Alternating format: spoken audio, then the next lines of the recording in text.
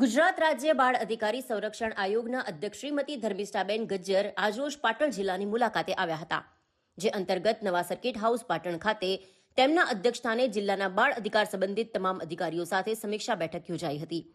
ત્યારબાદ juvenile justice હેઠળની સંસ્થાઓ તેમજ અન્ય બાળકો સંબંધિત સરકારી સંસ્થાઓની મુલાકાત લીધી હતી.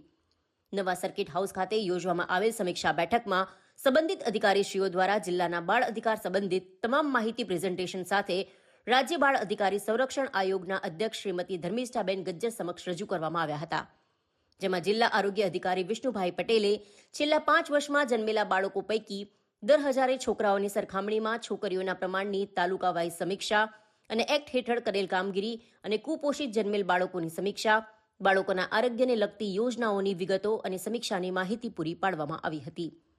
જિલ્લા પ્રોગ્રામ ઓફિસર રંજનબેન શ્રીમાળી દ્વારા કેન્દ્ર તેમજ રાજ્ય સરકારશ્રી દ્વારા આંગણવાડીના બાળકો માટેની યોજનાઓ વિશે વિગતે રજૂઆત કરાઈ હતી. જિલ્લા પોલીસ વિભાગ તરફથી બાળકોને લગતા વિવિધ ગુનાઓની વિગત સાથે સમીક્ષા કરવામાં આવી હતી. સાથે જેલમાં રહેતા મહિલા કેદીઓ સાથે રહેતા બાળકોની સંભાળ તેમજ સુવિધા અંગે સમીક્ષા કરવામાં આવી હતી. જિલ્લા પ્રાથમિક શિક્ષણ અધિકારી નરેન્દ્રસિંહ ચાવડા દ્વારા રાઇટ ટુ એજ્યુકેશન, પાયાની સુવિધાઓ, બાળકના રહેઠાણથી 1 કિલોમીટર દૂર શાળામાં જવા માટેની વ્યવસ્થા અંગે સમીક્ષા કરવામાં આવી હતી. નાયબ કલેક્ટરશ્રીએ મિડ ડે મીલ યોજનાની સમીક્ષા કરી હતી.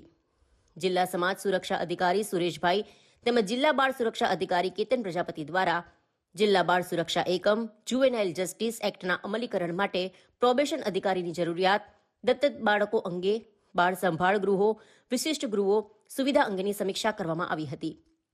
પાટણ જિલ્લાની મુલાકાતે આવેલા ગુજરાત રાજ્ય બાળ અધિકારી સંરક્ષણ આયોગના અધ્યક્ષ શ્રીમતી ધર્મિષ્ઠાબેન ગજ્જરે સમીક્ષા બેઠક બાદ ગોલાપુર ખાતે આંગણવાડીની મુલાકાત લીધી હતી.